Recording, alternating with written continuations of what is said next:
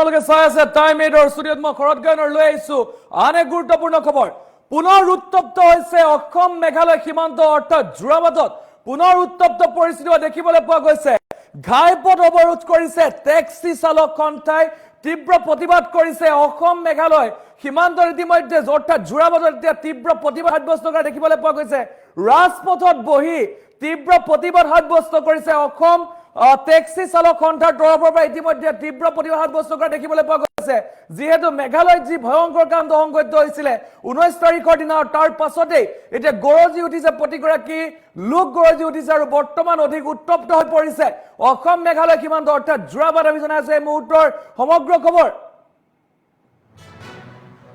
পুনৰ উত্তপ্ত জোৰাবাটত পুনৰ উত্তপ্ত পৰিস্থিতিৰ সৃষ্টি হৈছে ঘাইপথ অৱৰোধ কৰি টেক্সি চালক সন্থাৰ তীব্ৰ প্ৰতিবাদ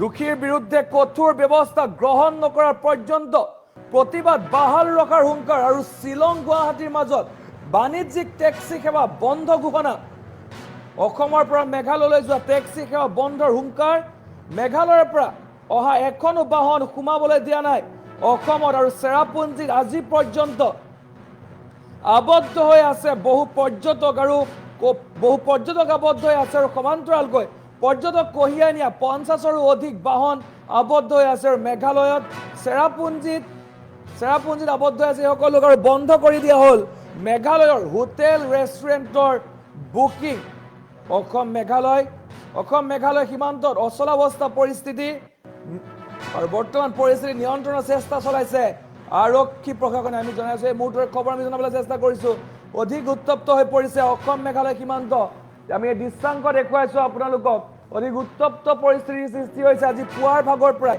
যেহেতু কালিৰ দিনটো ঘোষণা কৰিছিল আজি পুৱা 7 বজাৰ পৰাই এম্বিয়েন্সৰ মাধ্যমেৰে দৃশ্যাংক দেখুৱাইছো পুৱা 7 বজাৰ পৰা যেহেতু প্ৰতিবাদ সাব্যস্ত কৰাৰ কথা আছিলে আৰু ইতিমধ্যে প্ৰতিবাদ আৰম্ভ হৈছে 7 বজাৰ লগে লগে প্ৰতিগৰাকী ওলাই আহিছিল আৰু ৰাজপথত এনেধৰণে বহি প্ৰতিবাদ সাব্যস্ত কৰিছে যি ভয়ংকৰ ঘটনা সংঘটিত হৈছিল মেঘালয়ত আৰু তাৰ পাছত এতিয়া প্ৰতিগৰাকী লোক ওলাই আহিছে এনেধৰণে কালি দিনটোতো বহু দল সংগঠনৰ নেতা ওলাই আহিছিল আৰু বৰ্তমান সময়ত টেক্সি চালক সন্থাৰ তৰফৰ পৰা উত্তাল প্ৰতিবাদ সাব্যস্ত কৰা দেখিবলৈ পোৱা গৈছে মেঘালয়ৰ এখনো বাহন অসমত প্ৰৱেশ কৰিবলৈ দিয়া নাই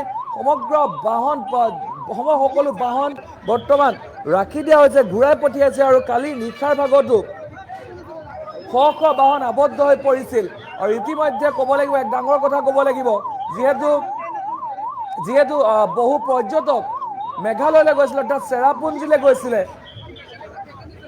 সেই সকল লোক বৰ্তমান চেৰাপুঞ্জীত আবদ্ধ হৈ আছে বুলি জানিব পৰা গৈছে সেই পৰ্যটকসকল বৰ্তমান চেৰাপুঞ্জীত আবদ্ধ হৈ আছে আৰু 50ৰো অধিক বাহন চেৰাপুঞ্জীত আবদ্ধ হৈ থকাৰ খবৰ লাভ কৰা গৈছে আৰু কালি নিশাৰ ভাগত আক্ৰমণ কৰা হৈছিলে মেঘালয়ে কালি পুনৰ আক্ৰমণ কৰিছিলে অসমৰ বাহনত পুনৰ আক্ৰমণ কৰিছিলে এখন বাছত আক্ৰমণ কৰিছিলে কালি নিশাৰ ভাগত আৰু ইতিমধ্যে সমগ্ৰ জোৰাবাটত বৰ্তমান উত্তপ্ত পৰিস্থিতিৰ সৃষ্টি হৈছে আৰু এয়াই প্ৰথম নহয় ইয়াৰ পূৰ্বেও বহুবাৰ এনেকৈ মেঘালয় অসমৰ যি টেক্সি হওক বা অসমৰ যি গাড়ী সেইসমূহ টাৰ্গেট কৰি লোৱা দেখিবলৈ পোৱা গৈছিল আৰু এইবাৰো একেই পৰিস্থিতিৰ সৃষ্টি হৈছিলে আৰু তাৰ পাছত এই উত্তপ্ত পৰিস্থিতিৰ সৃষ্টি হয় অৱশেষত যি টেক্সি চালক সন্থাৰ লোক প্ৰতিগৰাকী লোক ওলাই আহিছিল ৰাজপথত ওলাই প্ৰতিবাদ সাব্যস্ত কৰিছিল আৰু এতিয়াও প্ৰতিবাদ সাব্যস্ত কৰা দেখিবলৈ পোৱা গৈছে আৰু এক কথা সকিয়নি দিয়া দেখিবলৈ পোৱা গৈছে যে যেতিয়ালৈকে এই সমস্যা মীমাংসা নহয় তেতিয়ালৈকে এই প্ৰতিবাদ চলি থাকিব বুলি কৈছে আৰু সমান্তৰালকৈ এইখিনিতে ক'ব লাগিব যে অসমৰ পৰা অৰ্থাৎ শিলং গুৱাহাটীৰ মাজত বাণিজ্যিক টেক্সি সেৱা সম্পূৰ্ণৰূপে বন্ধ কৰি দিয়া হৈছে অসমৰ পৰা মেঘালয়লৈ যোৱা টেক্সি সেৱা বন্ধৰ ঘোষণা কৰা হৈছে আৰু বৰ্তমান মেঘালয়ৰ পৰা এখনো বাহন অসমত প্ৰৱেশ কৰিবলৈ দিয়া হোৱা নাই মেঘালয়ৰ পৰা অহা কোনো এখন বাহন যদি কোনো এম্বুলেন্স আহিছে বা ইমাৰ্জেঞ্চি তেতিয়া সেই বাহনসমূহ আহিবলৈ দিছে বা প্ৰৱেশ কৰিবলৈ দিছে তাৰ বাহিৰে কোনো কমাৰ্চিয়েল গাড়ী বা নিজৰ প্ৰাইভেট গাড়ী প্ৰৱেশ কৰিবলৈ দিয়া হোৱা নাই আমি জনাইছো এই মুহূৰ্তৰ খবৰ আমি জনাবলৈ চেষ্টা কৰিছো অধিক উত্তপ্ত হোৱা দেখিবলৈ পোৱা গৈছে পুনৰ উত্তপ্ত পৰিস্থিতিৰ সৃষ্টি হৈছে অসম মেঘালয় সীমান্তত যিহেতু এই প্ৰতিবাদ অধিক ভয়াৱহ হৈ গৈ আছে যিমানে দিন বাগৰিছে সিমানেই অধিক ভয়াৱহ ৰূপ দেখিবলৈ পোৱা গৈছে প্ৰতিবাদে আৰু এইখিনিতে ক'ব লাগিব যে অসম মেঘালয় সীমান্ত জোৰাবাটত পুনৰ উত্তপ্ত পৰিস্থিতিৰ সৃষ্টি হৈছে বাহনসমূহ আবদ্ধ কৰি ৰাখিছে কোনো ধৰণৰ বাহন আহিবলৈ দিয়া নাই যদি এম্বুলেন্স হয় তেতিয়া সেই এম্বুলেন্স যাবলৈ দিছে। তাৰ বাহিৰে ৰাজপথত বহি এনেধৰণে প্ৰতিবাদ সাব্যস্ত কৰিছে, ৰাজপথত বহি লৈছে প্ৰতিগৰাকী প্ৰতিবাদকাৰী। আৰু এয়া দৃশ্যাংশ আমি দেখুৱাই আছো, এগৰাকী প্ৰতিবাদকাৰী কিছু মন্তব্য আছে, আমি শুনাব বিচাৰিম। চালক কিন্তু কি সৰু সুৰা মানুহ বুলি ভাবিছে নেকি? চালকে কৰ কাটন দি ৰাজহ ভঁৰাল টনকিয়াল কৰি ৰাখিছে। এই চালকখিনিক আপোনালোকে এনেদৰে ইগনোৰ কৰিব নোৱাৰে। আৰু ৰাজপথত মই শুই দিলোঁ, মই এখনকৈ হ'লেও বাহন ৰাখিম, কোনোবা মোৰ লগত থাকে নাথাকে মোক ক'বলগীয়া নাই। কিন্তু মোৰ হৃদয় জ্বলিছে, এজন অসমীয়া হিচাপে, ভূমিপুত্ৰ অসমীয়া হিচাপে মই নোৱাৰোঁ, সহ্য কৰিব মই নোৱাৰা হৈছোঁ। সেয়েহে মই ইয়াতে শুই প্ৰতিবাদ কৰিবলৈ সাজু হৈ গ'লোঁ এই ৰ'দত। চালকখিনি কি সৰু সুৰা মানুহ বুলি ভাবিছে নেকি? চালকে কৰ কাটন দি ৰাজহ ভঁৰাল টনকিয়াল কৰি ৰাখিছে। এই চালকখিনিক আপোনালোকে এনেদৰে ইগনোৰ কৰিব নোৱাৰে। আৰু ৰাজপথত মই শুই দিলোঁ, মই এখনকৈ হ'লেও বাহন ৰাখিম, কোনোবা মোৰ লগত থাকে নাথাকে মোক ক'বলগীয়া নাই। কিন্তু মোৰ হৃদয় জ্বলিছে, এজন অসমীয়া হিচাপে, ভূমিপুত্ৰ অসমীয়া হিচাপে মই নোৱাৰোঁ, সহ্য কৰিব মই নোৱাৰা হৈছোঁ। সেয়েহে মই ইয়াতে শুই প্ৰতিবাদ কৰিবলৈ সাজু হৈ গ'লোঁ এই ৰ'দত। চালকখিনি কি সৰু সুৰা মানুহ বুলি ভাবিছে নেকি? চালকে কৰ কাটন দি ৰাজহ ভঁৰাল টনকিয়াল কৰি ৰাখিছে। এই চালকখিনিক আপোনালোকে এনেদৰে ইগনোৰ কৰিব নোৱাৰে। আৰু ৰাজপথত মই শুই দিলোঁ, মই এখনকৈ হ'লেও বাহন ৰাখিম, কোনোবা মোৰ লগত থাকে নাথাকে মোক ক'বলগীয়া নাই। কিন্তু মোৰ হৃদয় জ্বলিছে, এজন অসমীয়া হিচাপে, ভূমিপুত্ৰ অসমীয়া হিচাপে মই নোৱাৰোঁ, সহ্য কৰিব মই নোৱাৰা হৈছোঁ। সেয়েহে মই ইয়াতে শুই প্ৰতিবাদ। এইটো এটা বহুত দুখ লগাজনক কথা আমাৰ অসমৰ কাৰণে।